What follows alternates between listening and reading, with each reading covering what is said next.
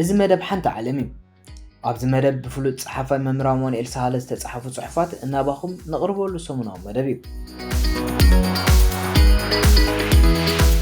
كبرات تخاتلتنا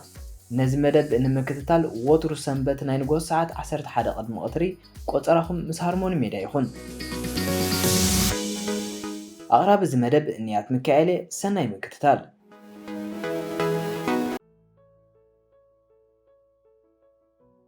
ፍልስፍናዊ ዋዛ እታ ዘይተማሱ ልቢ ሓደ መዓልቲ ሓንቲ ኣደ ምስ ንእሽቶ ወዳ ናብ ገምገም ባሕሪ ትኸይድ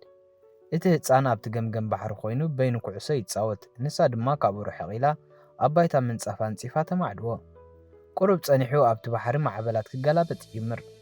ሓደ ዓቢ ማዕበል ናብቲ ገምገም ባሕሪ መፂኡ ነቲ ህፃን ምስ ኩዕሶኡ ተሰኪሙ ናብቲ ማእከል ባሕሪ ይድርብዮ ነዚ ዝረኣየት ኣደ ወይ ብምባል ናብቲ ባሕሪ ገጻ ትጎይ ግን ምንም ክትገብር ኣይከኣለትን ወዳ ኣብ ባሕሪ ጥሕሉ እዩ ስለዚ ናብ ኣምላኻ ትውከል